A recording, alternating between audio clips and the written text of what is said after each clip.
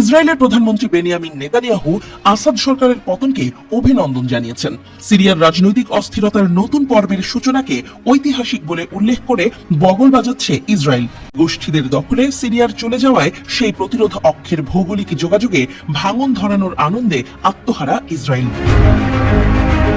কিন্তু এই মুহূর্তে সামাজিক যোগাযোগ মাধ্যমে সিরিয়ার বিদ্রোহীদের যেসব ভিডিও ভাইরাল, তার একটি দেখলে নেতানিয়াহুর গায়ে জ্বর চলে আসতেও পারে। ভিডিওটির দিন তারিখ আর স্থান যাচাই করা সম্ভব হয়নি, কিন্তু তারপরও সেখানে যা তুলে ধরা হয়েছে তা ইসরায়েলের জন্য খুবই ভয়াবহ হুমকি। সিরিয়ায় তারা যে খেল দেখিয়েছে, তারপর তাদের এমন বক্তব্য গায়ে না মেখে উপায়ও নেই। ধারণা করা হচ্ছে সিরিয়ায় নজিরবিহীন জয় পাবার পর সন্ত্রাসীরা তা উদযাপনের সময় ভিডিওটি ধারণ করেছে। সেখানে দেখানো ট্যাকটিক্যাল গিয়ারে সজ্জিত কথিত বিদ্রোহীদের একজনের বক্তব্যে বোঝা যাচ্ছে তাদের পরবর্তী টার্গেট জেরুজালেম। বিদ্রোহীরা এবার ইসরায়েল দখল করার হুমকি দিচ্ছে। তারা ইসরায়েল অধিকৃত জেরুজালেমের দিকে অভিযান চালানোর প্রতিশ্রুতি দিয়ে ভিডিও তৈরি করেছে, যা এখন অনলাইনে ভাইরাল। তারা আল আকসা মসজিদের দিকে যাত্রা করবে বলে জানিয়েছে। ভিডিওতে সশস্ত্র যোদ্ধারা জানিয়েছে তাদের পরবর্তী লক্ষ্য ইসরায়েল চলে পাতায় পাতায়। জায়নবাদী রাষ্ট্রটির যে বিদ্রোহীদের পক্ষ থেকে সহিংসতার হুমকি আছে তা আগে থেকেই জানে, বিশেষত যেখানে বিদ্রোহীদের অধিকাংশই কট্টর ইসলামী মতাদর্শকে অনুসরণ করে, সেখানে ইসরায়েলের জন্য অনেক আতঙ্ক জমা আছে।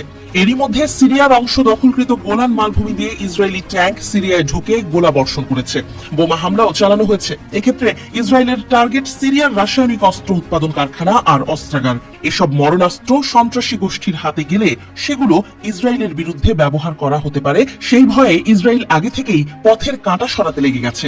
সম্ভাব্য হুমকি ঠেকানোর জন্য ইসরায়েল সিরিয়ার মাউন্ট হারমনও দখল করে ফেলেছে। গত রবিবার ইসরায়েলি প্রতিরক্ষা বাহিনী ট্যাঙ্ক ও সৈন্য নিয়ে সীমান্ত পেরিয়ে সিরিয়ায় প্রবেশ করে। তারা সিরিয়ান বিদ্রোহীদের মারাত্মক অস্ত্র দখল ঠেকাতে সিরিয়ার সামরিক সাইটগুলিতে বোমা বর্ষণ করছে।